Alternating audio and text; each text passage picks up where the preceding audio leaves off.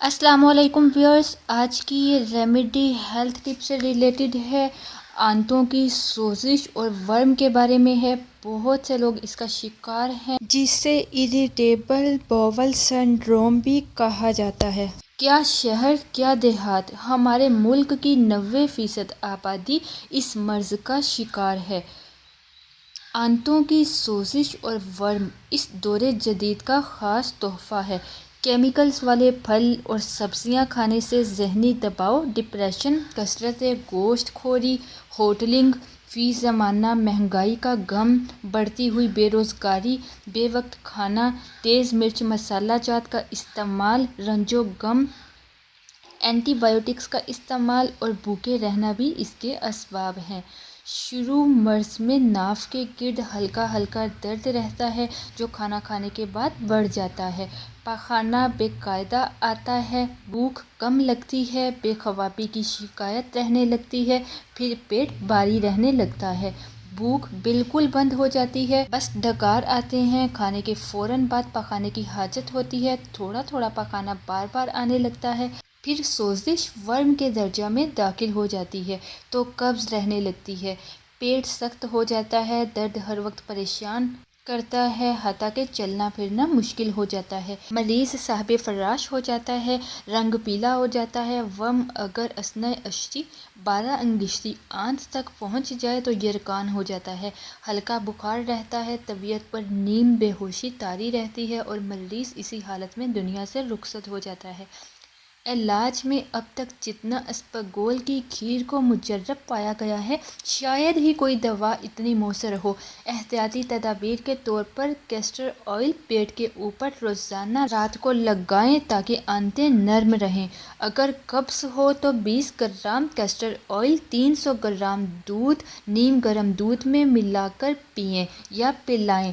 تمام قسم کے مرچ مسالے بند کر دیں، نرم اور زود ہضم غذائیں کھائیں۔ اسپغول کی کھیر بنانے کا طریقہ نوٹ کر لیں، یہ بہت بیسٹ ہے معدے کے لیے۔ اسپغول ثابت ایک بڑا چمچ لے کر اس میں آدھا کلو دودھ ڈال کر نرم نرم آگ پر ہلکی آنچ پر پکائیں۔ جب دودھ 3 حصے رہ جائے تو نیم گرم ہونے پر اسے پی لیں۔ اگر یہ محسوس کریں کہ کھیر کافی گاڑھی ہو گئی ہے اور پینی مشکل ہو رہی ہے تو اس میں گرم دودھ ملا کر پتلی کر کے پی لیں۔ دن میں 1 مرتبہ اس کا استعمال کافی ہے۔ اس کے علاوہ بتاتی چلوں، ملیٹھی 100 گرام، زیرہ سفید 50 گرام پیس کر رکھ لیں۔ جتنا آپ نے ملیٹھی لینا ہے، ملیٹھی پاؤڈر لینا ہے، اس کا آدھا حصہ آپ نے سفید زیرہ لینا ہے۔ درمیانہ چمچ آپ نے ہر کھانا کھانے کے بعد نیم گرم دودھ سے کھانا ہے۔ قبض کو بالکل نہ ہونے دیں تو انشاءاللہ آپ کو جلد افاقہ ہوگا۔ نوٹ کر لیں، لوگ ذرا سی تکلیف کے لیے دواؤں کی طرف بھاگتے ہیں، میڈیسنز کا انتخاب کرتے ہیں۔ اگر کچھ صبر کر لیا جائے تو اپنے ارد گرد بہت سی ایسی اشیاء ہیں جنہیں بطور صحت بخش استعمال کیا جا سکتا ہے۔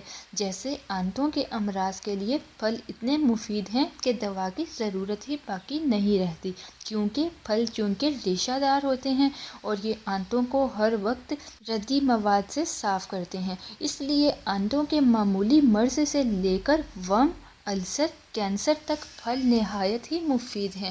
خاص طور پر امرود، سیب، سنگترا، کنو، فروٹر، مالٹا، کیلا، موسمی، چکوتر، راسبیری، انگور، انجیر وغیرہ۔